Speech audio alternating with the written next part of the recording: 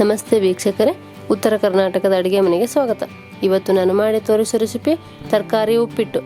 ತರಕಾರಿ ಉಪ್ಪಿಟ್ಟು ಮಾಡಲು ಬೇಕಾಗಿರುವ ಸಾಮಗ್ರಿಗಳು: ಮೊದಲನೇದಾಗಿ 1 ಕಪ್ ಮೀಡಿಯಂ ರವೆ, 1 ಸಣ್ಣಗೆ ಕತ್ತರಿಸಿದ ಈರುಳ್ಳಿ, 1 ಸಣ್ಣಗೆ ಕತ್ತರಿಸಿದ ಕ್ಯಾರೆಟ್, 3 ರಿಂದ 4 ಸಣ್ಣಗೆ ಕತ್ತರಿಸಿದ ಬೀನ್ಸ್, 1 ಸಣ್ಣಗೆ ಕತ್ತರಿಸಿದ ಟೊಮೆಟೊ, 1 ಸಣ್ಣಗೆ ಕತ್ತರಿಸಿದ ಆಲೂಗಡ್ಡೆ, ಸ್ವಲ್ಪ ಶೇಂಗಾ ಕಾಳು, 2 ಟೇಬಲ್ ಸ್ಪೂನ್ ಕಡಲೆಬೇಳೆ, 2 ಟೇಬಲ್ ಸ್ಪೂನ್ ಉದ್ದಿನಬೇಳೆ, ಒಗ್ಗರಣೆಗೆ ಅರ್ಧ ಟೇಬಲ್ ಸ್ಪೂನ್ ಸಾಸಿವೆ, ಅರ್ಧ ಟೇಬಲ್ ಸ್ಪೂನ್ ಜೀರಿಗೆ, ಸ್ವಲ್ಪ ಕರಿಬೇವು, ಸ್ವಲ್ಪ ಕೊತ್ತಂಬರಿ, ಒಗ್ಗರಣೆ ಮಾಡಲು 2 ಟೇಬಲ್ ಸ್ಪೂನ್ ಎಣ್ಣೆ, 4 ರಿಂದ 5 ಸಣ್ಣಗೆ ಕತ್ತರಿಸಿದ ಹಸಿಮೆಣಸಿನಕಾಯಿ, 1 ಇಂಚು ತುರಿದಿರುವ ಶುಂಠಿ, 1 ಟೇಬಲ್ ಸ್ಪೂನ್ ಉಪ್ಪನ್ನು ತೆಗೆದುಕೊಳ್ಳಿ.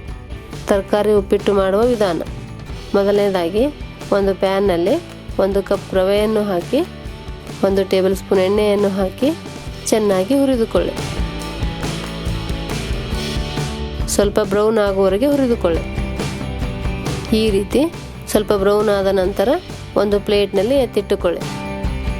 ಈಗ ಅದೇ ಪಾತ್ರೆಯಲ್ಲಿ 2 ಟೇಬಲ್ ಸ್ಪೂನ್ ಎಣ್ಣೆಯನ್ನು ಹಾಕಿ, ಎಣ್ಣೆ ಬಿಸಿಯಾದ ನಂತರ ಶೇಂಗಾದ ಕಾಳನ್ನು ಹಾಕಿ ಸ್ವಲ್ಪ ಫ್ರೈ ಮಾಡಿ. ಈಗ ಅರ್ಧ ಟೇಬಲ್ ಸ್ಪೂನ್ ಸಾಸಿವೆಯನ್ನು ಹಾಕಿ, ಅರ್ಧ ಟೇಬಲ್ ಸ್ಪೂನ್ ಜೀರಿಗೆಯನ್ನು ಹಾಕಿ, ಸಣ್ಣಗೆ ಕತ್ತರಿಸಿದ ಹಸಿಮೆಣಸಿನಕಾಯಿಯನ್ನು ಹಾಕಿ, ಸಣ್ಣಗೆ ಕತ್ತರಿಸಿದ ಕ್ಯಾರೆಟನ್ನು ಹಾಕಿ ಮಿಕ್ಸ್ ಮಾಡಿಕೊಳ್ಳಿ. ನಂತರ ಸಣ್ಣಗೆ ಕತ್ತರಿಸಿದ ಆಲೂಗಡ್ಡೆಯನ್ನು ಹಾಕಿ, ಸಣ್ಣಗೆ ಕತ್ತರಿಸಿದ ಈರುಳ್ಳಿಯನ್ನು ಹಾಕಿ ಎಲ್ಲವನ್ನು ಮಿಕ್ಸ್ ಮಾಡಿ. ಈಗ 2 ಟೇಬಲ್ ಸ್ಪೂನ್ ಕಡಲೆಬೇಳೆ, 2 ಟೇಬಲ್ ಸ್ಪೂನ್ ಉದ್ದಿನಬೇಳೆಯನ್ನು ಹಾಕಿ ಮುಂಚೆ ಎಣ್ಣೆಯಲ್ಲಾದರೂ ಫ್ರೈ ಮಾಡಿ, ಇಲ್ಲಾಂದರೆ ಇವಾಗಾದರೂ ಹಾಕಿ ಫ್ರೈ ಮಾಡಿ. ಈಗ ಸಣ್ಣಗೆ ಕತ್ತರಿಸಿದ ಬೀನ್ಸನ್ನು ಹಾಕಿ ಎಲ್ಲವನ್ನು ಚೆನ್ನಾಗಿ ಫ್ರೈ ಮಾಡಿ.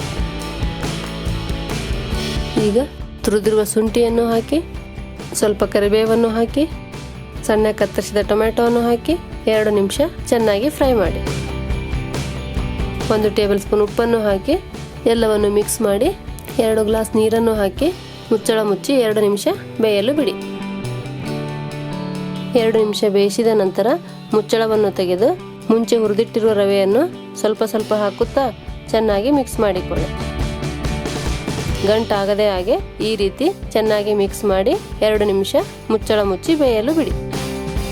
2 ನಿಮಿಷದ ನಂತರ ಮುಚ್ಚಳ ತೆಗೆದು 1 ಟೇಬಲ್ ಸ್ಪೂನ್ ತುಪ್ಪವನ್ನು ಹಾಕಿ ಚೆನ್ನಾಗಿ ಮಿಕ್ಸ್ ಮಾಡಿ. ಚೆನ್ನಾಗಿ ಮಿಕ್ಸ್ ಮಾಡಿ ಸ್ವಲ್ಪ ಕೊತ್ತಂಬರಿ ಹಾಕಿದರೆ ಬಿಸಿ ಬಿಸಿಯಾಗಿರುವಂತಹ ತರಕಾರಿ ಉಪ್ಪಿಟ್ಟು ಸವಿಯಲು ರೆಡಿ. ತರಕಾರಿ ಉಪ್ಪಿಟ್ಟು ಮಾಡೋ ವಿಧಾನ ನಿಮಗೆ ಇಷ್ಟವಾದಲ್ಲಿ ಲೈಕ್ ಮಾಡಿ, ಕಮೆಂಟ್ ಮಾಡಿ, ಸಬ್ಸ್ಕ್ರೈಬ್ ಆಗಿ. ಧನ್ಯವಾದಗಳು.